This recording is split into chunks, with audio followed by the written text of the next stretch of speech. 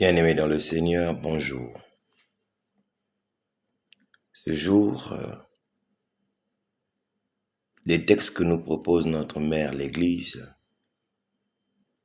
nous introduisent directement dans une notion très importante et capitale pour notre vie, la notion de choix.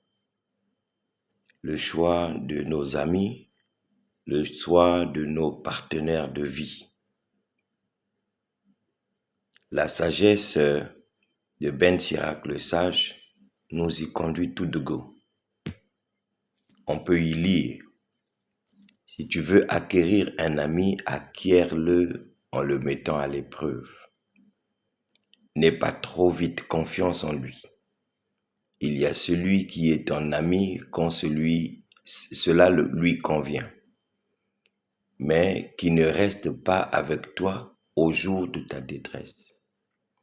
Il y a celui qui d'ami se transforme en ennemi et qui va divulguer pour ta confusion ce qui l'oppose à toi. Il y a celui qui est ton ami pour partager tes repas, mais qui ne reste pas avec toi au jour de ta détresse. Quand tout va bien pour toi, il est comme un autre toi-même et commande avec assurance tes domestiques. Mais si tu deviens pauvre, il est contre toi et il se cache pour t'éviter. Voilà un ami. Les amis que l'on doit choisir, que l'on doit éviter. Je passe tout cela sans commentaire pour demander simplement la volonté de Dieu. En ce psaume 118, nous pouvons y lire: guide-moi Seigneur sur la voie de tes volontés. Que la volonté de Dieu me guide pour faire le choix entre l'ami qui a été présenté de gauche ou de droite. Mais pas que, parce que après il y a le choix suivant le mariage, le choix de vie. Ce sont les pharisiens qui posent la question à Jésus sur doit-on repudier sa femme?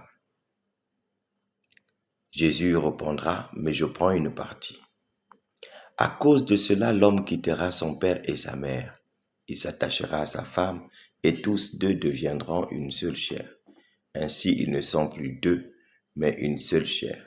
Donc, ce que Dieu a uni, que l'homme ne le sépare. Pourquoi je me suis intéressé à cette partie? Cela me permet d'introduire ou de conclure sur le choix de vie.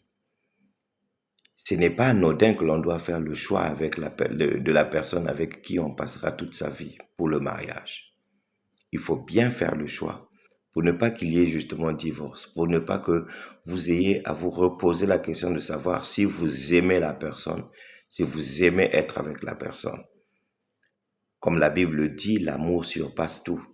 Une fois qu'on a aimé, tout ce que l'on aura vu, tout ce que l'on aura visité par la suite en ce qui concerne la personne, de négatif ou de positif, on doit l'intérioriser, on doit l'intégrer en soi-même et marcher ensemble.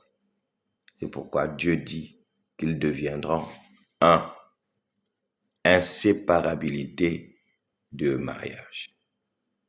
Que Dieu nous bénisse dans nos mariages et que nous y restons par amour. Amen.